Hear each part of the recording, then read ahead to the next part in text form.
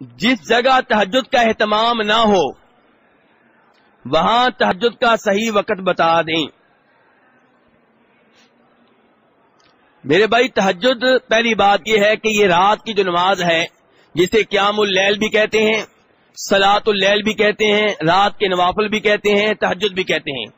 یہ نماز عشاء کی نماز کے بعد سے لے کر فجر کی اذان تک آپ کسی بھی وقت بھی ادا کر سکتے ہیں. میرے بھائی مسئلہ سمجھ گئے؟ اور وتر کی نماز بھی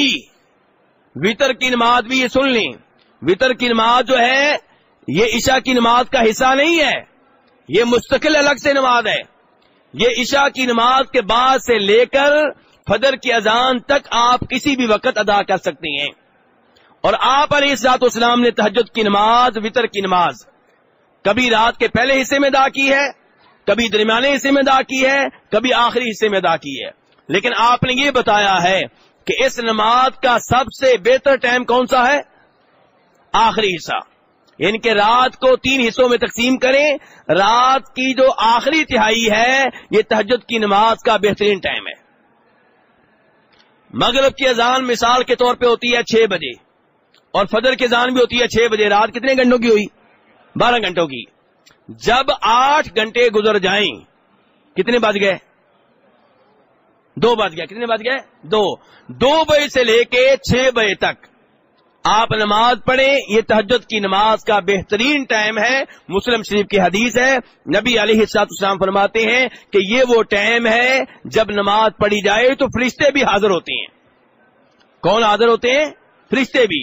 اور میرے بھائیو یہ وہ ٹائم ہے جس ٹائم اللہ تعالی آسمان دنیا پہ تشریف لاتے ہیں. کہاں تشریف لاتے ہیں؟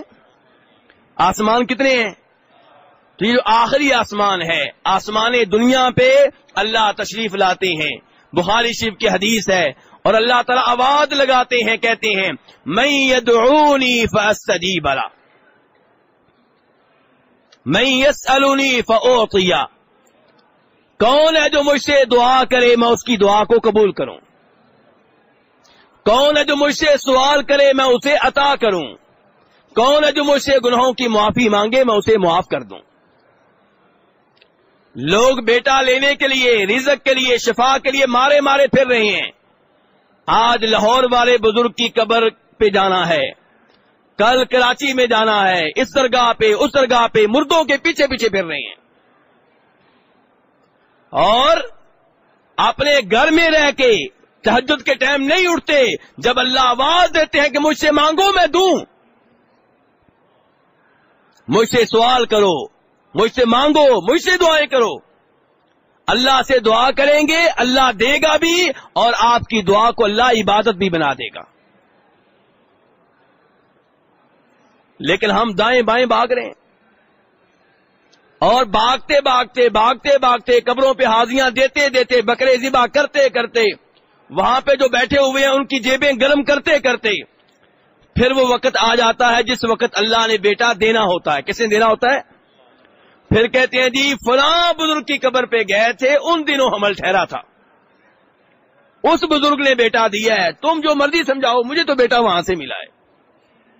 ذرا آئیے عیسائیوں کے پاس، ان سے پوچھتے ہیں کہاں سے ملا ہے. وہ کہتے ہیں فلاں چرچ میں گئے تھے، عیسیٰ علیہ السلام کو سجدہ کیا تھا تو ملا ہے. ہندو کے پاس چلے جائیں، وہ کہتے ہیں ہماری مورتی نے دیا ہے. سارے سچے ہیں؟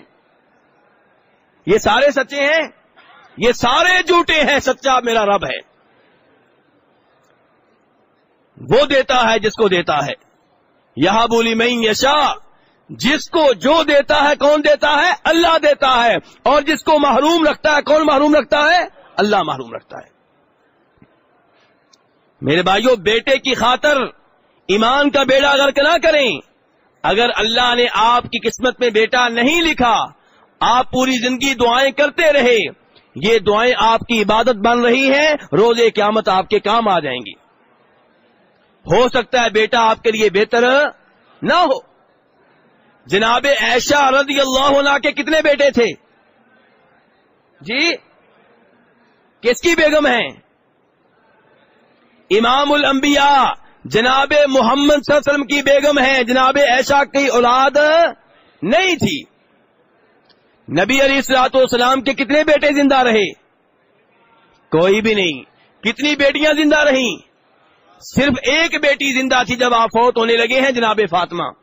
ان کے بارے میں بھی آپ کو بتا دیا گیا تھا کہ آپ کے فوت ہونے کے بعد یہ بھی فوت ہونے والی ہیں. تو میرے بھائیوں، اس میں کوئی شک و شبہ نہیں، اولاد بہت بڑی نعمت ہے. لیکن ہو سکتا ہے کہ آپ کو اولاد ملتی تو وہ اولاد ملتی جو نعمت نہ ہوتی، عذاب بن جاتی. اگر اللہ نے آپ کو اولاد نہیں دی تو اس میں بھی اللہ کی کوئی حکمت ہے. آپ دعائیں ضرور کریں، تہجد کے ٹائم اٹھیں، اللہ سے سوال کریں، لیکن اولاد کی وجہ سے دین کو نظر انداز کر دینا، قبروں پہ حاضری دینا، چڑھاوے چڑھانا، چادریں چڑھانا، قبر والوں کے نام پہ بکرے ذبح کرنا، میرے بھائیوں یہ چیزیں ایسی ہیں جن کی وجہ سے اولاد سے پہلے محروم تھے، دین سے بھی محروم ہو گئے.